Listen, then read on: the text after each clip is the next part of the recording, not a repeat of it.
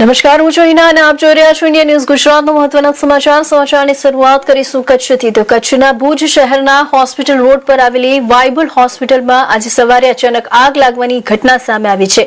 આગ લાગતા હોસ્પિટલમાં અફરાતફરીનો માહોલ સર્જાયો હતો।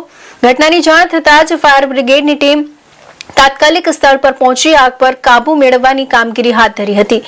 પ્રાથમિક માહિતી મુજબ આ ઘટનામાં હજુ સુધી કોઈ જાનહાનિના અહેવાલ નથી। આગ કયા કારણોસર લાગી તે અંગે ફાયર વિભાગ અને સંબંધિત તંત્ર દ્વારા તપાસ શરૂ કરવામાં આવી છે।